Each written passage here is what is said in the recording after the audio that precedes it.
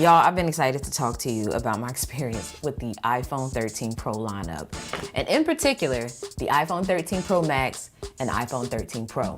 Now, these two devices are pretty much identical, outside of their obvious difference being, the size of the phone and the battery life. But other than that, you can enjoy the same features on one as the other, which is refreshing. But at the same time, it kind of creates a little dilemma because now it's like, which do you choose and why? So one of the first things I want to talk about is the design. Like, what is the experience that you get in hand? Now, the iPhone 13 Pro has a 5.7-inch screen, which is much smaller than the 6.3-inch screen offered on the iPhone 13 Pro Max. Which brings me to something that I loved about both of these. So when it comes to the iPhone 13 Pro, I really like how this feels in hand. Like, I can comfortably use this with one hand. And I don't feel like I'm gonna accidentally drop it as much as I do with the Max, especially when I am adjusting this in one hand and trying to do that little thumb reach to get to the top of the screen and you gotta shift the phone. The Pro Max is a much different experience than doing that than with the 13 Pro. On top of that, the 13 Pro is more pocketable, especially for my ladies out there. We don't have the big pockets. And the layout of the buttons on these is actually the same as it was on the iPhone 12, which brings me to another point. If you used or held an iPhone 12, this is pretty much gonna be a very similar experience, with the exception being the 13 models are a little bit heavier and thicker. Volume on the right, charging port on the bottom, still Lightning. I know, I'm gonna bring it up for every video, not every video. But yes, you can tell I'm a little salty about that.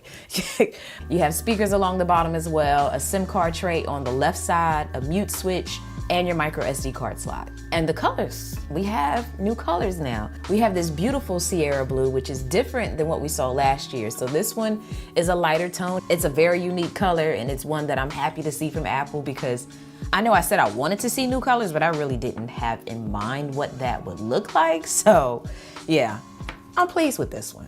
Before we go any further, I want to take a quick moment to thank today's sponsor, CapCut. So basically, CapCut is a free video editing app for iOS and Android. And the interesting thing is it's made by ByteDance, which are the same developers as TikTok. So you should already know we're about to have a nice suite of editing tools. And in using them, there's a lot of different things within the app that I discovered I like. Now, for one, there's no ads or watermarks, so you can make your video projects without any stamps and all that on them. But the cool thing here is that it's simple to use.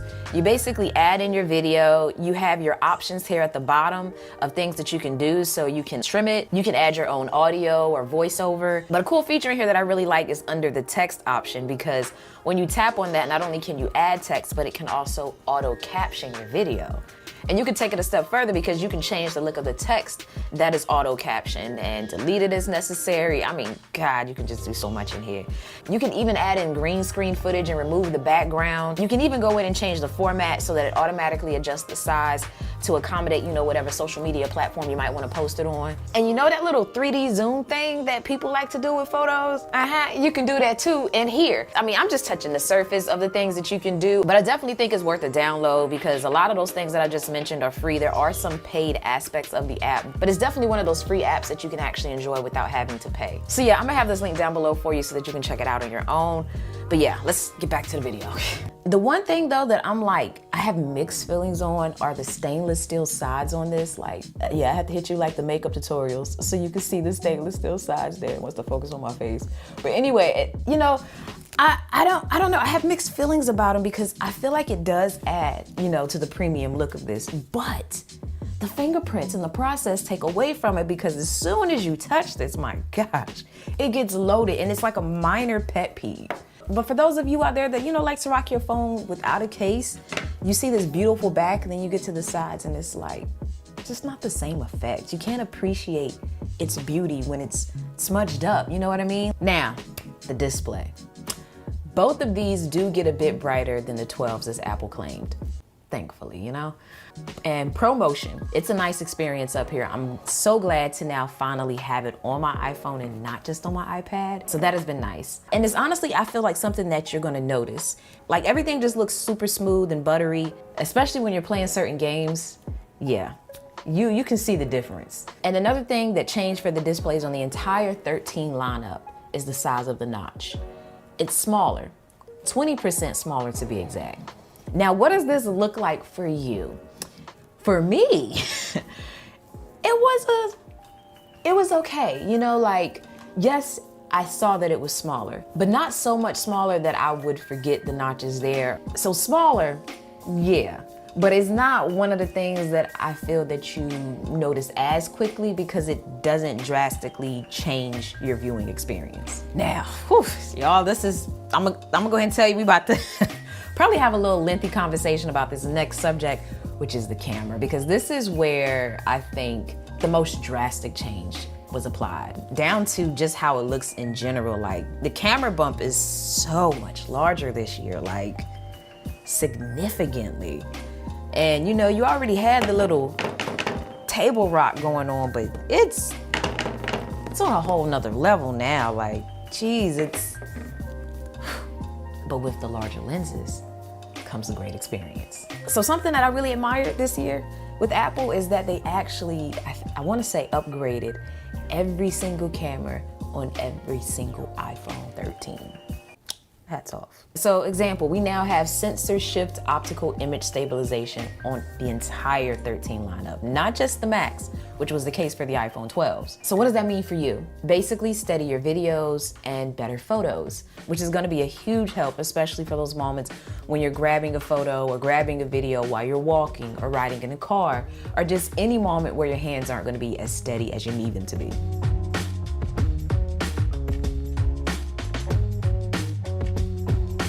Now, on top of that, they also improved the telephoto lens because you now have a 3x zoom instead of 2.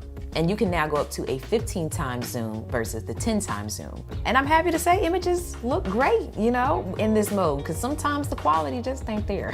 And the ultra wide lens, it now has autofocus. But what do these metrics translate to in real world use? Let's see.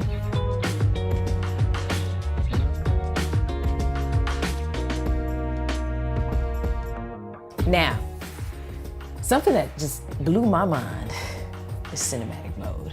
This is by far one of my favorite features on the iPhone 13s, especially seeing that sometimes I use my phones to shoot content on the go. So to now have an option like this is something that I did miss on my iPhone 12. Looks good, right? I know, I said the same thing. I know I will always tell people who would talk to me about starting a YouTube channel and not having the equipment. I would tell them, you know, use your phone. And I think sometimes they would be reluctant to do so because they wanted the quality to be even better and they wanted that blurred background.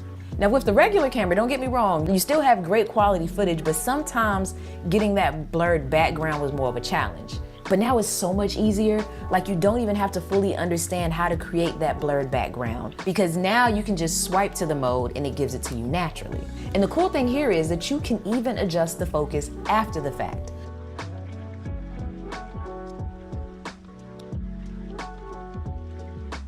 Now, when it comes to tracking, you can have your subject be a person, pet, or even an object. All you have to do is single tap for it to focus or double tap for it to track it. And it does a fairly good job at this. Like, I can see this being great in like a lot of different scenarios, like concerts, or for parents out there when you're filming your child at a recital or, you know, an event, you can just tap them on screen and blur out all the other kids. You know, you don't have to crop them out anymore. And when it came to photos, I like what I saw. Images are more vibrant, saturated, with more detail, dynamic range, and contrast. We also now have macro photography, which I like up here, especially because you don't have to go to a certain, you know, mode at the bottom of your screen. Instead, what happens is it shifts to macro mode on its own automatically when you're a certain distance from your subject. So, look at how close I can get to this freaking tree. Oh my gosh. So it's real subtle. You can practically lay the phone on it. So macro mode is enabled using the ultra wide lens. Now you can tap on your wide lens or your telephoto lens and grab a macro shot, but note in the background is using the ultra wide lens. Now the photography styles, I've been loving that. So the thing to note about photography styles is that it's different than a filter for your photo.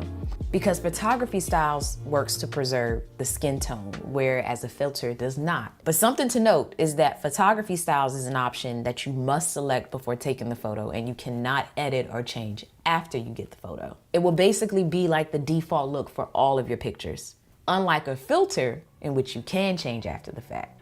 All right, now the battery life, y'all. Whew. Both of these are good. Like, you cannot go wrong with either. Like, I've been good with the iPhone 13 Pro here. It, you know, for the most part gets me through the day. But this 13 Pro Max gets me through the year.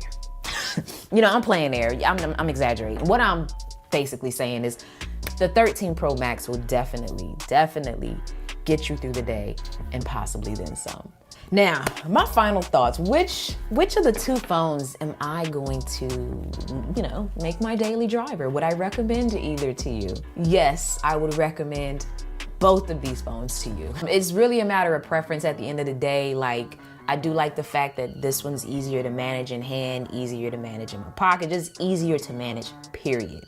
But I love the battery life on this one, the Pro Max. And I love that Apple has finally bumped up the storage space of the base model lineup, making it a more sensible purchase. Now, I used to be the type of person that just instantly jumped to the Max. Like, I didn't care what the other phones are doing, I want the Max. But that 13 Pro, it is now so similar to the iPhone 13 Pro Max that you're kind of just now picking which of the two feels better in hand and which battery could you get away with. So with all of that considered, I chose the 13 Pro. I don't know, for me, it was just how much more manageable this is in hand, while also still having a great display size and a great battery. Now, the base model for the 13 Pro starts at $999 and goes as high as $1,500 for the 1 terabyte variant. And the base price for the 13 Pro Max is $1,099, with the 1 terabyte variant being about $1,600. But that's gonna do it for this one, y'all. I hope you enjoyed it. Let me know down below in that comment section, did you upgrade your phone this year? And if you did, which phone did you upgrade to? But as always, thanks for taking the time out to let me tech you out.